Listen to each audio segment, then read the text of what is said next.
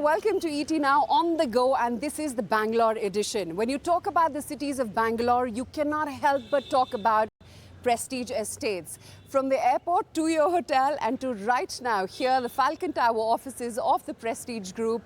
Please join me in welcoming none other than the CMD, Mr. Irfan Razack. He likes to call himself the original gangster, but I'll take it a step ahead and I'll call him the OG of real estate. Mr. Razack, pleasure to have you on ET Now. Thank you so much, and thank you for hosting us at your most beautiful offices here at the Falcon Towers. Thank you.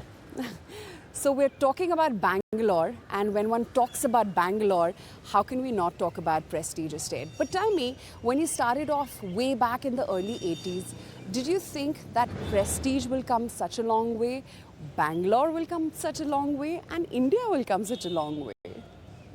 Really, the honest answer is a big no. Yeah.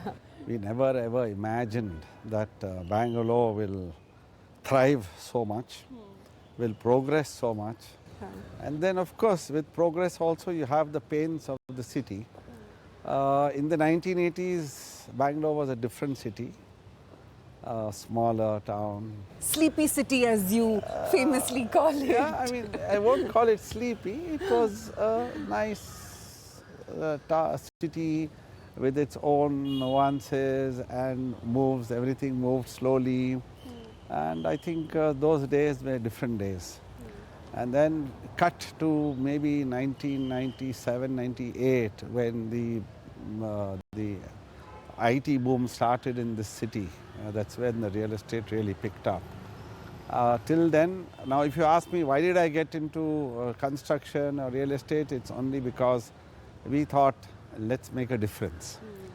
To that, I am very, very pleased that we started with that idea and the vision that we have to make a difference in the type of buildings that are made in this city, to see that there is a variation and there's some class and quality that's brought to this city.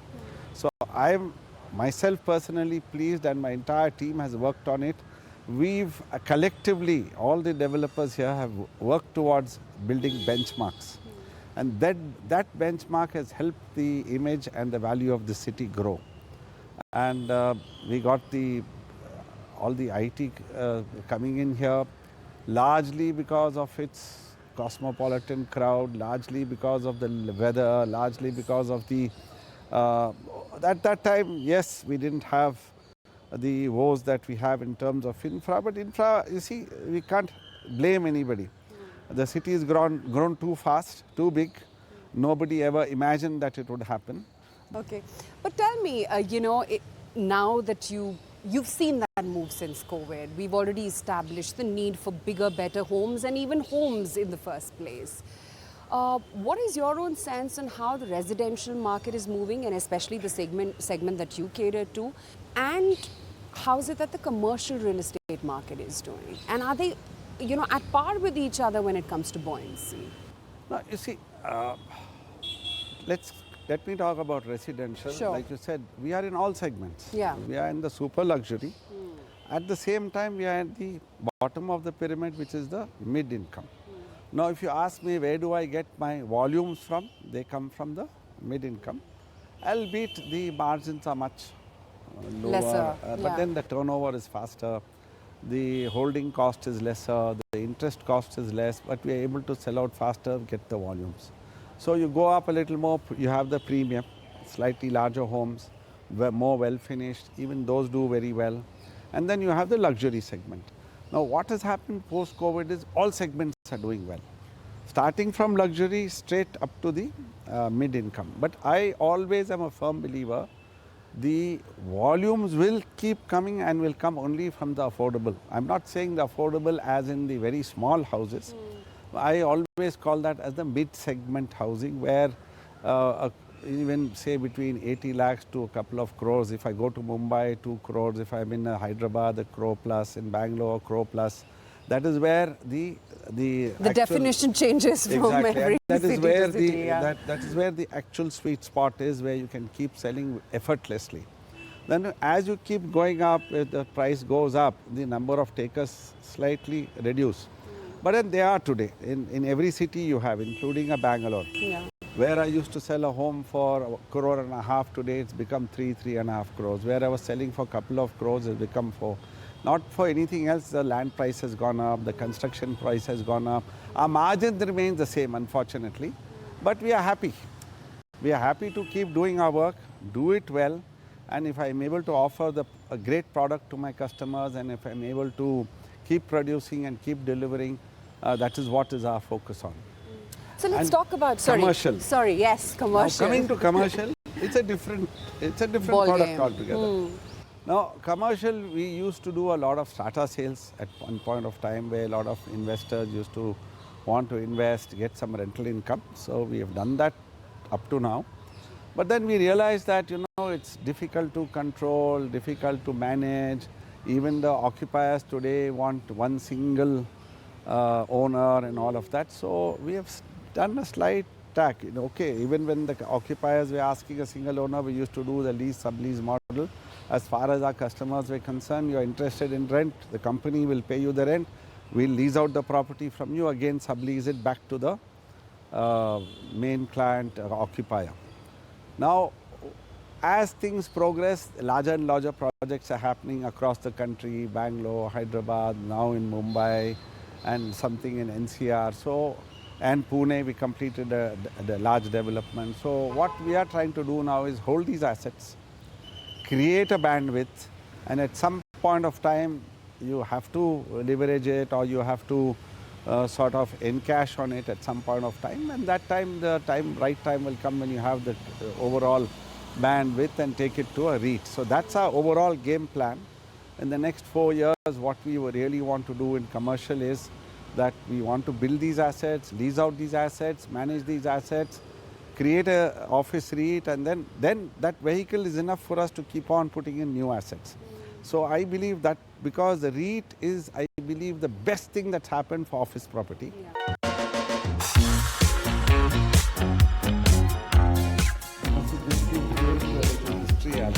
In fact, I want to see the museum also. This is the Prestige story. That's you?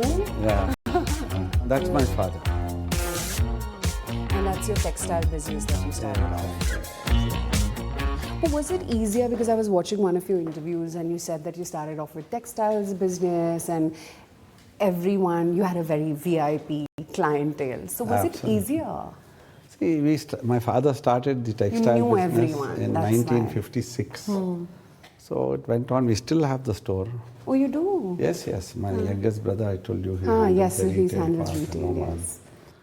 And then we all, as we graduated, got into business, and then we got sort of inducted. I was wanting to do either law, which I did one or couple of years, and then I dropped out. Then I also wanted to, I had numbers also in my head, and I wanted to do a CA, but that didn't happen. So got sucked into business, and we, being a business family, got involved. Then I think in 1982, we opened this, and then we see what happened was 1985 is when Prestige Estates was born, formally. Otherwise, till 80 to 85, we were just, that's the story. 1980 we sold. Partnership agreement. Exactly. So we've created a history, a sort of museum. And then 1980 is when we sold a joint property of the family, and then from there, 5 years we were trading in, we were trading in property, buying, selling. Then 85 we decided that we may as well formalize this whole story. And I think 86 Prestige Estates and Properties was born. And then 2010 you listed, and then there was no looking back. 1997 we incorporated it into a private limited company.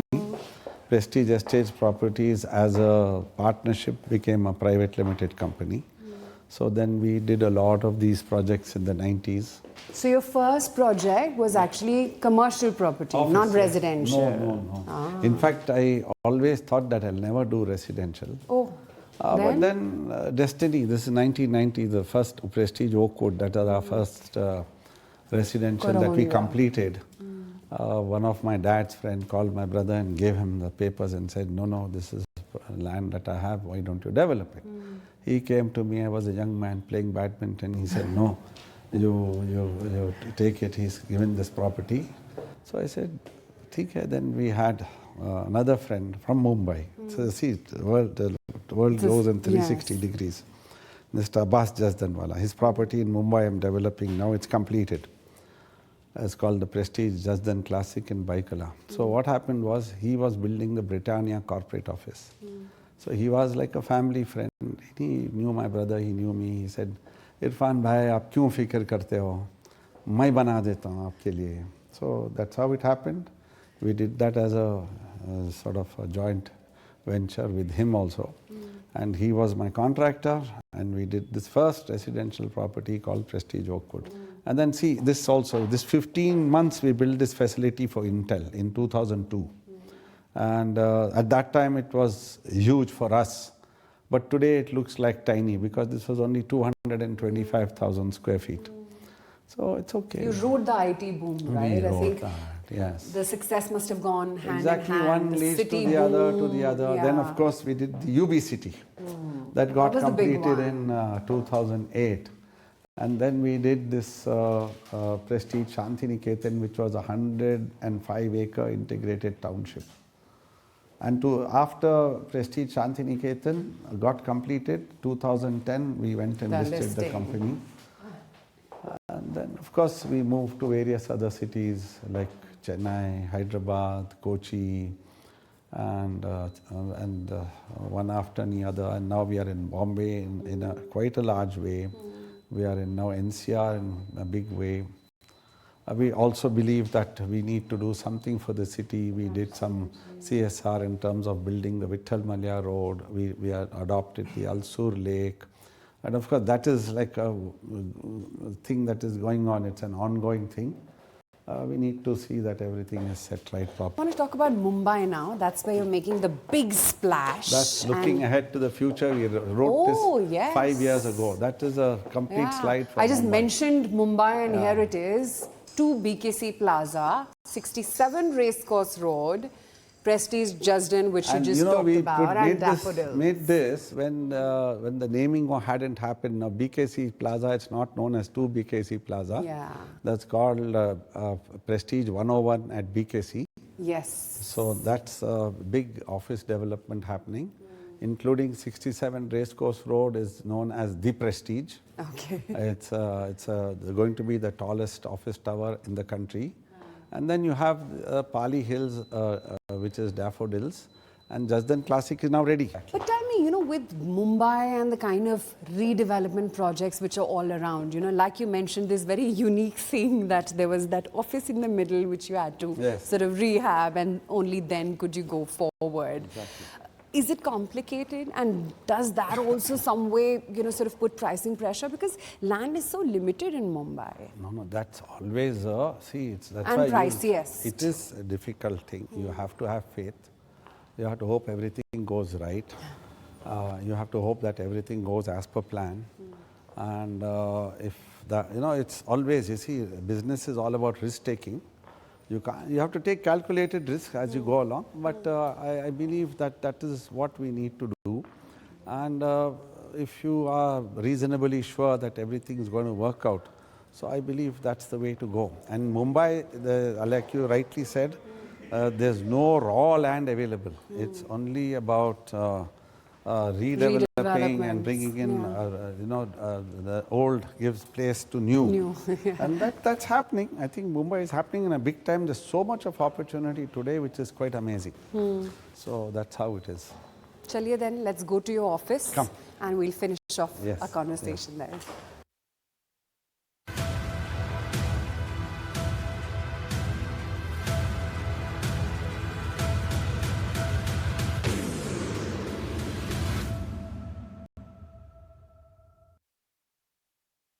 Tell me, and I don't want to get this wrong, you're launching projects worth 52,000 crore rupees by March next year. Do you think you will get that kind of demand? And are you confident then of meeting that FY25 sales guidance that you've put out of about 24,000 crore rupees?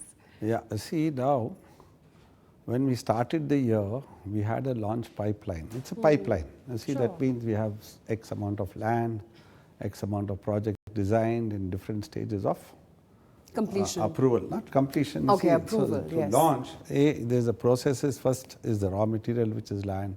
Second is the design process. Then the third is the most difficult or the process that we need to get is the approval. Now we have lands across the country now, starting from NCR to Mumbai to Bangalore to Goa to Chennai to Hyderabad. Now this entire launch pipeline, and this is the job of the finance guys, they worked out the number of square foot, they worked out the overall selling value and came up with a number of 60,000 crores worth of inventory that can come into the market. We are trying to beat the timelines, we are trying to meet the deadline. Having said that, though the first half has been muted, not because there is no demand, it's only because there was no inventory. Like Bangalore did not have inventory, other cities did not have inventory. Now what has happened is the approvals are slowly coming in. Some approvals have come in, RERA has to come in.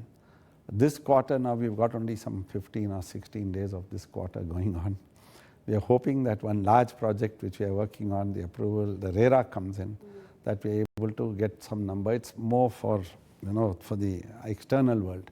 But as far as we are concerned, for the financial year 24-25, we gave a guidance of that 24,000 crores. We did 21,000 last year. I said we'll up it by 10 to 15%. That added up to 24,000. Even today, I'm pretty confident, or more than confident, with all this pipeline and this launches coming in, and I'm extremely confident that once they hit the market, they'll get sold. So the revenue will start coming in. So it's only a matter of, and now we are reasonably sure that though this quarter is also, we have come to the fag end of it, there will be at least 4 or 5 big launches that will happen in the January to March quarter, and we'll get our numbers maybe more than what we anticipated. What I ask is, which has been your most profitable market by far? Let's leave Bangalore aside because that's your mainstay market, other than Bangalore. See, if you ask me which is the most profitable market, on paper, it looks as though Mumbai is going to be. But we never know. Okay. Yeah, you never know. Residential, commercial. If someone had to invest money right now, what's looking most lucrative and in which market? You see, we used to do commercial earlier, which we used to do strata sales. Now we have stopped. Otherwise, people have really benefited by investing in commercial. So if you had 1 crore to invest and advise a youngster out there, which commercial real estate and where would you recommend they park their money? Commercial real estate, if there is strata sales from Prestige, I would say buy in any of my tech parks, there's a benefit. Bangalore or obviously, Hyderabad more than anything else. I am Bangalore, I would say Bangalore. And Mumbai? Mumbai, yes. You see, you think Mumbai it's at the peak pricing? No. Mumbai always, you see, I still believe Mumbai pricing has come to a level where we are, as developers, trying to keep the numbers as realistic as possible. In fact, I would say some of the rest, see, in Mumbai we sell on carpet area. Yeah. In Bangalore, I'm selling on super built area. Now, if I take the pricing of what I'm selling in Bangalore on super built and corroborate it with the carpet area of Mumbai, in any of the outskirts, I believe my Bangalore prices are more expensive than Mumbai. Wow. On that note, let's walk down and we will finish our conversation there. So we're to the end of the show and we're back in the outside premises looking at this beautiful banyan tree. And if I look at this banyan tree, it's much like the Prestige Group, right? It's got now various branches coming out. You've got your daughter Uzma, you've got your nephews. Where is the Prestige Group headed in terms of succession? Where the next gen is going to take it forward in the next 10, 20 years? I don't know when. No, see this banyan tree. Yes. I think this is the showpiece for this property. It is. When we got this site to develop, my very first this thing to the architects was the brief that was given to them. Keep the banyan tree. Yes, keep the banyan tree. Whatever happens, please build around it, preserve it. In case you can't preserve it, sorry, you're not the architect for this. And they did a damn good job. Yes. Now this, after it's all done, is such a beautiful piece of work of art. Absolutely. Now, and you've aptly described Prestige Group with this banyan tree. Yes. I believe, yes, Prestige Group is a big banyan tree with supporting a whole lot of industries, supporting a whole lot of people, and we have hundreds of thousands of labor. We have got thousands of employees in the company. And of course, now you talked about the next gen. You see, now this business was started by my brother Rizwan and me. Yes. And we visualized it. Neither he nor me ever could have imagined that we could have brought it to this level. It's going to become such a big But banyan the tree. only thing is we stood together. That is the strength of being together, that's the strength of unity, that's the strength of working in collaboration, that's the strength of working. I keep telling all my team members, don't let your egos override you. Work in collaboration. So now we've set the example as the two leaders, and of course my third brother who was involved in the retail, he's still involved in retail, and now he takes care of our malls, Noman. So it's Rizwan, the second brother, it's Noman, the third, and now we have the next generation. Now the next generation is like Uzma, my daughter, Sana and Faiz, Rizwan's son and daughter. Then we've got Zaid and Dania, son and daughter of Noman. Zaid is fully involved in the business. Faiz is fully involved in the business. We have now motivated Sana to get in the business, and she is now going to take care of the north in terms of NCR. Uzma has been also involved in the business right from the time she's been a teenager. And she's gone through the entire run of the mill from the bottom to the top. She never thought that she's the boss's daughter. She always, even today, she thinks like that she's one of the employees, and she keeps doing her work. She's also set up her own small vertical called Sublime. But all of them are as passionate, as committed. They have the values of the company, which is so very important, because if you don't have a vision, if you don't have the values, nothing works. The next gen is not taking over officially anytime soon, is it? No, they will. They are already taken Yes. over. They are involved in every aspect of the business. In fact, you see, I am more than happy. Like my father let go, and when I was a very young man, and he just stepped back. Similarly, I have told them, you come and snatch it, you grab it, it's all yours. You take it over, you run it. I am not here to hold on. You see, the biggest folly that you can do is hold on to things. As long, okay, they need the guidance, they need the sort of mentorship, it's available. But we also as leaders the elders should understand that there is a time when we need to slowly fade back, and we need to allow them to take over. There's always a time for it, and they are actually, according to me, they've already taken over. It's only they don't have those designations. That's why I told you, Aisha, that you should have done this interview not with me but with the next gen. Maybe next time. Next time, definitely. But thank you so much for being with us today at ET Now. Pleasure speaking with you. Right. Great.